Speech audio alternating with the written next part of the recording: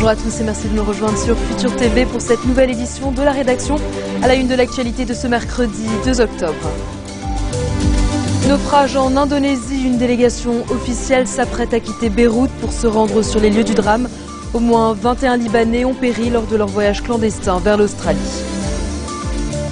Les évêques maronites appellent au maintien du Liban à l'écart de la crise syrienne et à la formation rapide d'un gouvernement sans aucune ingérence extérieure. Coup de théâtre en Italie, Silvio Berlusconi crée la surprise en appelant les parlementaires de son parti à voter la confiance au gouvernement d'Enrico Letta qui se maintient donc au pouvoir. Et à suivre également dans ce journal, aux États-Unis, aucun déblocage en vue dans le bras de fer entre le Sénat et la Chambre des représentants sur le budget. Barack Obama condamne la croisade idéologique des Républicains. Une délégation officielle doit se rendre en Indonésie ce soir pour poursuivre l'affaire du naufrage du Boat People au large de l'archipel. Le drame s'est produit vendredi dernier. Ce jour-là, au moins 36 personnes, dont 21 Libanais, ont trouvé la mort, noyées lors d'un voyage clandestin vers l'Australie. Une vingtaine de personnes sont toujours portées disparues. Le départ de la délégation a été retardé faute de visa. Elle comprend entre autres le ministre d'État, Ahmed Karame, le secrétaire général du Haut Comité de secours, le général Ibrahim Bachir et son équipe, ainsi qu'un spécialiste en ADN. Sa mission, identifier et rapatrier les corps des victimes, mais aussi tenter de faire libérer les 6 Libanais détenus en Indonésie. Le ministre sortant de l'Intérieur a tenu un point de presse ce matin à l'issue de la réunion du Conseil central de sécurité. Il a indiqué que le plan sécuritaire mis en place dans la banlieue sud de Beyrouth s'améliore de jour en jour et que le Hezbollah n'a plus de barrage au Liban. Marouane Charbel a par ailleurs souligné que le plan de sécurité prévu pour Tripoli est le plus compliqué. La sécurité est désormais la priorité dans la grande ville du Nord qu'il faut protéger des dangers internes et non des dangers externes selon lui. Charbel a également annoncé avoir demandé au FSI de poursuivre leur travail de sécurité et de ne plus s'occuper des violations de la loi sur le bâtiment, un dossier qui est de la responsabilité de la municipalité de Tripoli. Réunion mensuelle des évêques maronites ce mercredi au siège patriarcal d'été à Diman. Dans leur communiqué final, les prélats ont salué la volonté de la communauté internationale de maintenir le Liban à distance de la crise syrienne qui a fait plus de 100 000 morts depuis mars 2011. Ils ont également souligné la nécessité de mettre en place un plan national pour gérer l'afflux massif des réfugiés syriens vers le Liban. Concernant la formation d'un nouveau gouvernement, les évêques maronites ont appelé les responsables libanais à mettre l'intérêt du Liban au-dessus des intérêts partisans et à former un cabinet sans ingérence extérieure. La ministre déléguée chargée des Français de l'étranger, Hélène Conway-Mouret, a clôturé aujourd'hui une visite de 3 jours à Beyrouth. Visite durant laquelle elle s'est entretenue avec le président Slimane et le ministre de l'Intérieur. Elle a par ailleurs tenu une conférence de presse à la résidence des Pins, où il a notamment été question du dossier des réfugiés syriens et de la sécurité des Français au Liban. On l'écoute. J'ai aussi bien sûr salué les efforts qui sont faits ici pour justement à la fois s'occuper de ces réfugiés syriens et cette grande générosité quelque part d'avoir ouvert les frontières et d'avoir accepté l'afflux massif de ces personnes. Je voudrais, en France en tout cas, que les Français et plus largement les Européens et le monde occidental prennent la mesure de l'importance avec l'arrivée en France qui équivaudrait à 6 millions de réfugiés syriens pour la Jordanie et 20 millions pratiquement de Syriens qui arriveraient direct en France. Et comment est-ce que la France gérerait cela? Donc j'aimerais apporter pour frapper les esprits français, pour dire voilà ce que ces pays aujourd'hui subissent et voilà pourquoi il est très important que la France montre sa solidarité, pas simplement à la résolution du conflit syrien, mais aussi aux pays environnants, qu'on a tendance à oublier parce qu'on se concentre bien sûr sur le problème, sur l'origine du problème. Et avec le ministre de l'Intérieur, en effet, je voulais remercier, j'ai commencé mon propos comme cela, pour l'assurance de la sécurité des installations françaises et des Français au Liban.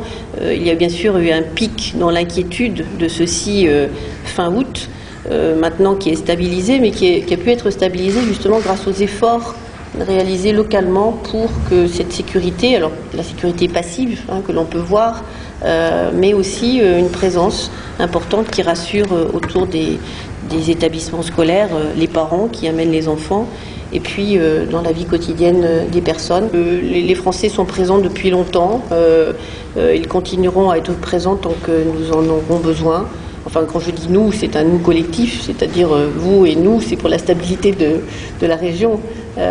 Donc il n'y a absolument aucun projet ni de renforcement, ni de retrait, ni de... Je crois que ces militaires-là font un travail important, ils le font depuis bien longtemps et ils sont là pour rester tant que nous aurons besoin d'eux. Dans l'actualité régionale de ce mercredi, deuxième jour de mission en Syrie pour les inspecteurs internationaux de l'ONU. Ils sont chargés de superviser le démantèlement de l'arsenal chimique syrien. Les 19 inspecteurs de l'Organisation pour l'interdiction des armes chimiques ainsi que 14 personnels de l'ONU doivent commencer à répertorier un stock estimé à 1 millier de tonnes en application de la résolution 2118 du Conseil de sécurité.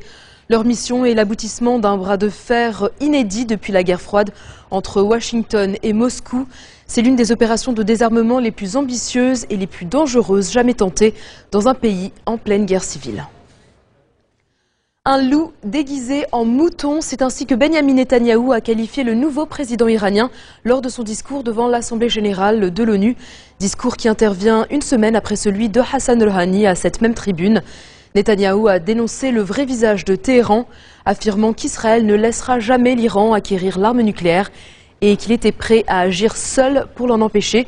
Selon le chef du gouvernement israélien, seules des sanctions sévères ainsi qu'une menace militaire crédible sont susceptibles de mettre un terme au programme nucléaire iranien. Dans un instant, le styliste star Marc Jacobs quitte Vuitton, la poule aux œufs d'or de LVMH.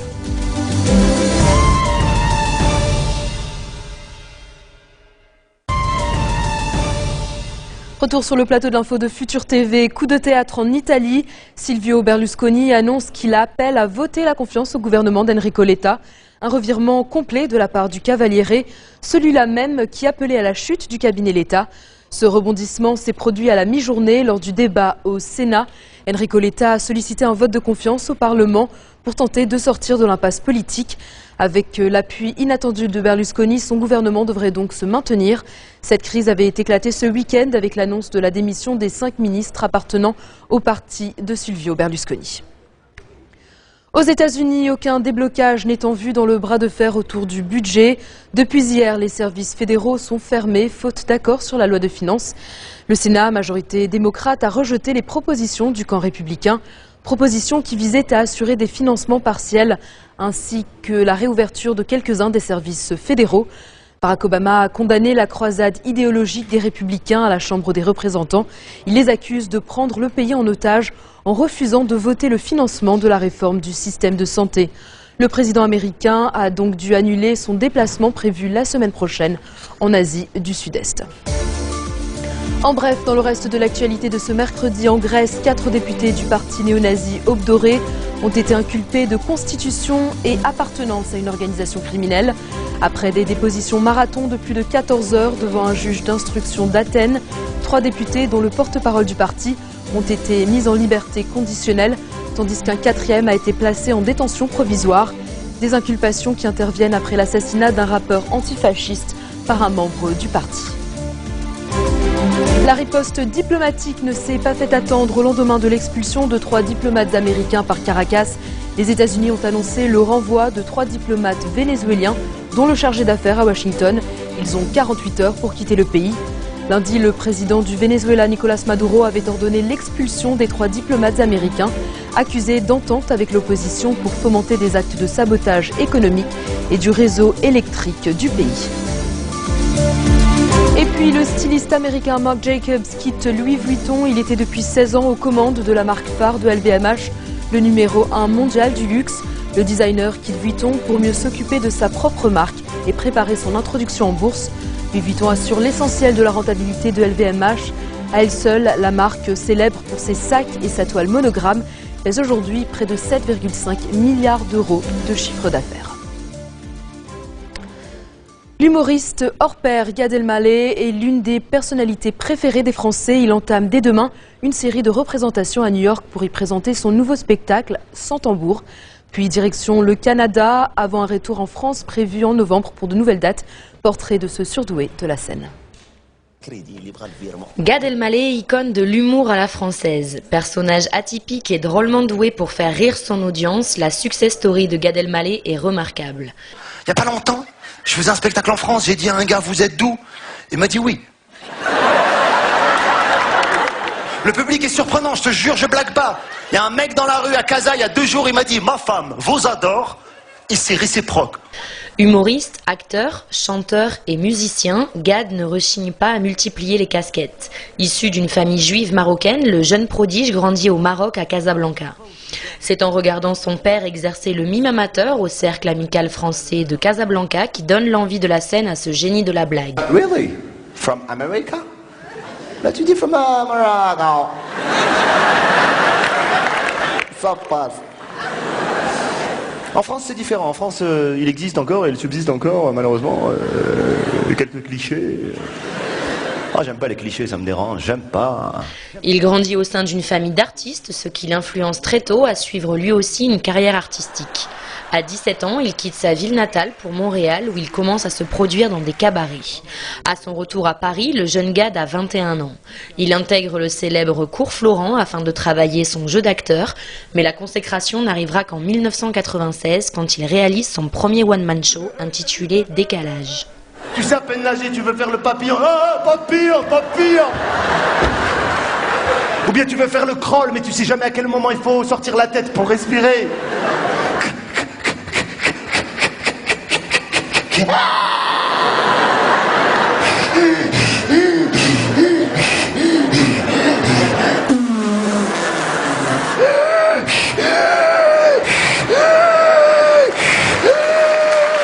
Le public adhère et en redemande. Gad Elmaleh détient une capacité incroyable de mettre en scène chaque situation banale de la vie quotidienne. Voilà pourquoi il est l'humoriste préféré des Français. Son talent inné et son don insensé pour l'autodérision qu'il exerce depuis des années dans ses spectacles le fait ensuite connaître à l'international. L'homme au prénom qui signifie joie en hébreu réussit son rêve américain. En 2006, il réalise une série de prestations à Los Angeles, New York et Miami pour son spectacle L'autre c'est moi. L'humoriste et acteur de 42 ans est désormais comblé dans sa carrière professionnelle qu'il dirige à merveille, mais également sentimentalement parlant. Depuis mars 2013, le beau quarantenaire vit une idylle avec la princesse de Monaco, Charlotte Casiraghi, ce qui lui donne des ailes et encore plus d'inspiration. Eh dis donc, Pichounou, louloute, hop hop hop. Ah dis donc, il est où ton sac? Il est où ton sac, Bob l'éponge? J'entends pas. Il est où ton sac? Une personnalité unique qui procure un cocktail d'ironie sans retenue. Il est incontestablement le roi de l'impro et compte bien le rester pour le plaisir du fou rire. C'est la fin de ce journal. Tout de suite, le rappel des titres qui ont marqué l'actualité de cette journée. Naufrage en Indonésie, une délégation officielle s'apprête à quitter Beyrouth pour se rendre sur les lieux du drame. Au moins 21 Libanais ont péri lors de leur voyage clandestin vers l'Australie. Les évêques maronites appellent au maintien du Liban à l'écart de la crise syrienne et à la formation rapide d'un gouvernement sans aucune ingérence extérieure. Coup de théâtre en Italie, Silvio Berlusconi crée la surprise en appelant les parlementaires de son parti à voter la confiance au gouvernement d'Enrico Letta qui se maintient donc au pouvoir. Et puis aux États-Unis, aucun déblocage en vue dans le bras de fer entre le Sénat et la Chambre des représentants sur le budget. Barack Obama condamne la croisade idéologique des Républicains. Merci de votre attention. Retrouvez-nous tous les jours à 16h40 heure de Beyrouth. Vous pouvez également nous suivre en ligne sur notre site web ou en téléchargeant notre application mobile. Excellente suite de programmes sur notre antenne et à demain.